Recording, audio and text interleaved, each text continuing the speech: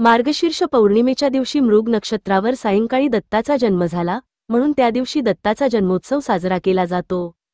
दत्त म्हणजे काय? दत्त म्हणजे निर्गुणाची अनुभूती।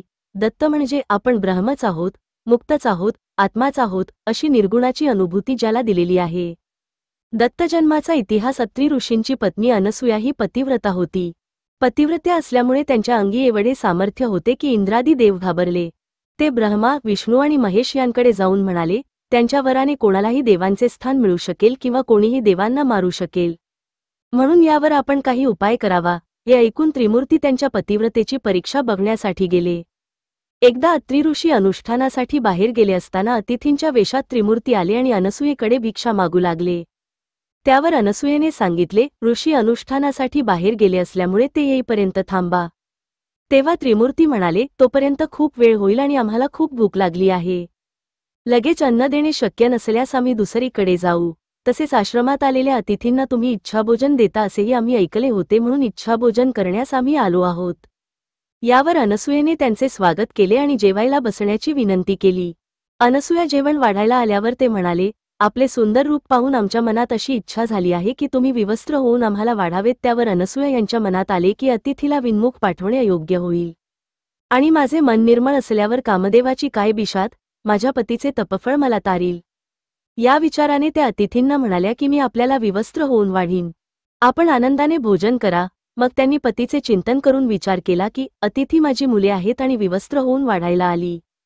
तेवढ्यात पाहायला तर कार्य चमत्कार घडला। अतिथींच्या जागी रडणारी 3 लहान बाळे दिसून आली। अनसूया यांनी त्यांना कडेवर घेऊन स्तनपान करवले तेव्हा बाळांचे रडणे थांबले। इतक्यात अत्री ऋषी आले तेव्हा पत्नीने सर्व वृत्तांत सांगितला।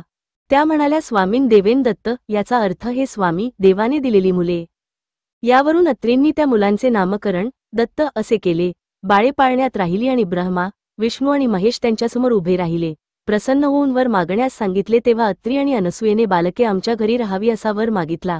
पुढे ब्रह्मदेवापासून चंद्र, विष्णूपासून दत्त आणि शंकरापासून दुर्वास झाले। तिघांपैकी चंद्र आणि दुर्वास तप करण्यास जाण्यासाठी अनुमती घेऊन अनुक्रमे चंद्रलोकी आणि तीर्थक्षेत्री गेले। तिसरा दत्त विष्णू कार्यासाठी भूतलावर राहिला। दत्त जयंती पूजा पद्धत किंवा जन्मोत्सव साजरा करण्याची पद्धत। या उत्सवापूर्वी 7 दिवस गुरुचरित्राचे पारायण करण्याचा प्रघात आहे। याला गुरुचरित्र सप्ताह असे म्हणतात। दत्त जयंती या दिवशी काही ठिकाणी दत्तयाग केला जातो, ज्यात पवमान पंचसूक्ताच्या आवृत्त्या, जप आणि त्याच्या दशांशाने किंवा तृतीयांशाने घृत, तूप आणि तीळ यांनी हवन करतात।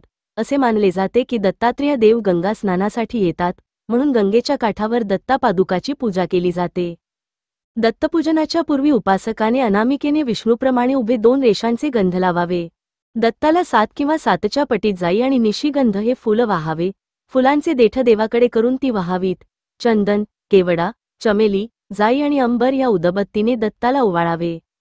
दत्ताच्या 24 गुरूंची नावे पृथ्वी, पाणी, वायू, अग्नी, आकाश, सूर्य, चंद्र, समुद्र, अजगर, कपोत, पतंग, मधमाशी, हत्ती, भ्रमर, मृग, मत्स्य, पिंगळा, वैश्य, तेत्वी, बालक, कंकण, शरकर्ता, सर्पकोळी, पेशकार। दत्तात्रेयांचे 8 प्रमुख शिष्य सहस्त्रार्जुन, कार्तवीर्य, भार्गव, परशुराम, यदू, अलर्क, आयु आणि प्रल्हाद हे दत्तात्रेयांचे 8 प्रमुख शिष्य होते। दत्ताच्या परिवाराचा भावार्थ दत्ताच्या पाठीमागे असलेले औदुंबराचा वृक्ष हे दत्ताचे पूजनीय रूप आहे, कारण त्यात दत्ततत्व जास्त प्रमाणात असते। गाय म्हणजे पृथ्वी आणि 4 श्वान म्हणजे 4 वेद। गाय आणि कुत्रे ही एकप्रकारे दत्ताची अस्त्रेही आहेत। गाय शिंग मारून आणि कुत्रे चावून शत्रूपासून रक्षण करतात। झोळी, दत्तात्रेयाच्या खांद्याला एक झोळी असते। याचा भावार्थ असा आहे, दत्त दारोदारी फिरून झोळीत भिक्षा जमवतात। घरोघरी हिंडून भिक्षा मागितल्याने अहंग कमी होतो, म्हणून झोळी ही अहंग नष्ट झाल्याचेही प्रतीक आहे। कमंडलू, कमंडलू हे संन्याशाच्या समवेत असतात। संन्यासी विरक्त असतो अशात कमंडलू हे एका प्रकारे त्यागाचे प्रतीक आहे। त्रिशूळ, त्रिमूर्ती रूपातील महेशाच्या हातातील त्रिशूळ आणि भगवान शिवाच्या हातातील त्रिशूळ यांत एक वैशिष्ट्यपूर्ण भिन्नता आढळून येते। त्रिमूर्ती रूपातील महेशाच्या हातातील त्रिशूळावर शृंग आणि वस्त्र आढळत नाही। दत्ताचे प्रमुख अवतार श्रीपाद, श्रीवल्लभ, श्री नृसिंह सरस्वती, श्री माणिकप्रभू, श्री स्वामी समर्थ, श्री साईबाबा, श्री भालचंद्र महाराज।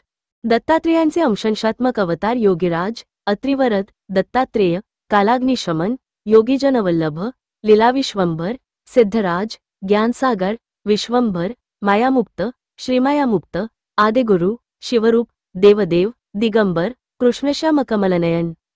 दत्ताचा श्लोक गुरुर्ब्रह्मा गुरुर्विष्णू गुरुर्देव महेश्वर, गुरु साक्षात परब्रह्म तस्मै श्री गुरुवे नाम.